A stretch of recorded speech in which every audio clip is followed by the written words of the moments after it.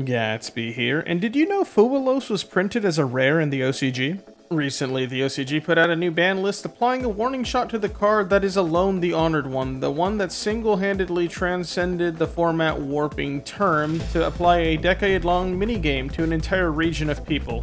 But this is a Gatsby video, and I'm not going to talk about that, so get your bingo sheets out because Power of the Elements was released in Japan April 23rd, 2022, setting the standard for what modern Yu-Gi-Oh! Would look like going forward. The set contains several lasting archetypes, with one particular archetype considered so incredibly strong it led many to believe that the game had entered a Tier 0 format, with large chunks of competitive play being completely dominated by it. I, of course, am talking about Sprites, the deck that found success in utilizing a critical mass of level 2 monsters like Swap Frog, Ronin Totem, and the Nimble monsters to turbo out Totally Awesome as fast and consistently as humanly possible. The initial analysis from the OCG was that Sprites were likely the best that Pote had to offer, but it does help that the OCG format has a specific level 2 target that rhymes with fucks me. Even in the TCG, Sprite Blue ended up attracting a premium price point due in large part to the success the deck found in the OCG format early on. Using this picture of Sprite Blue, you can clearly see that the strategy commanded a huge chunk of the format. Pay no attention to the other pictures in the corner, we'll get there.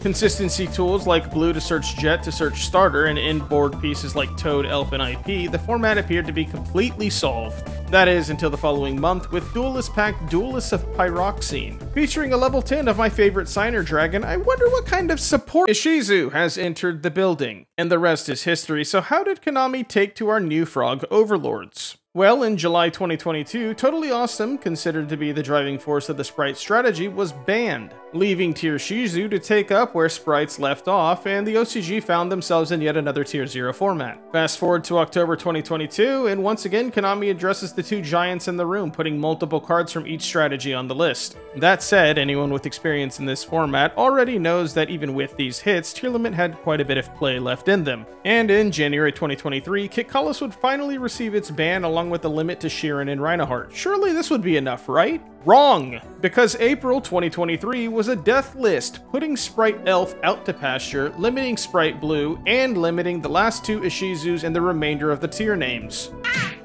Stop! He's already dead! Not yet, but they will be October 2023, ban Nagito, Kelbeck, and Magical Dragon.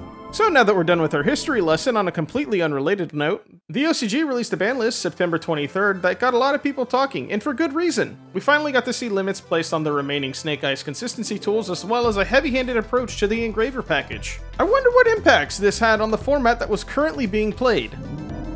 Look, I'm not going to sugarcoat it, I'm concerned. We can thank Konami for banning the known quantity of Beatrice. Who would have imagined that Fire and Pyro remakes of cards that have been on the list for years would end up as bunkmates in the limited list? And let's give them a standing ovation for the Max C warning shot, because after all, it's the 9th copy of Max C that usually gets you. I won't lie, tier format was miserable for me, in large part due to trying to make MathMech work in a format composed entirely of mirrors or one-sided smackdowns that felt like you were playing a deck from two formats prior. But with the added benefit of hindsight, I can't say I'm happy with the way it was handled. A Joseph Stalin-esque erasure of an entire format's worth of printing feels awful. You remember this picture? This is them now. This is really difficult to be excited about. A deck is introduced that completely stomps out an entire format, followed by a massive cull that sweeps every main deck card into the FNL list, and then we call it a day. Not to mention, there's probably something here to be said about how the OCG printing practices make hits like this feel less bad, and how a TCG response to a list like this would have competitive players look like MTG Finance Bros after their loss on the exact same day.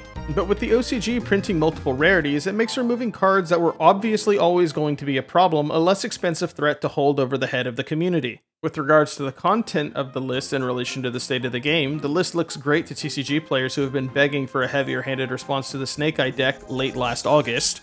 But while I can't speak for OCG players, I can't help but feel that this is their TCG March 2012 list, where Konami addresses the Tengu plant problem, right in the middle of Xyz decks rising TF up.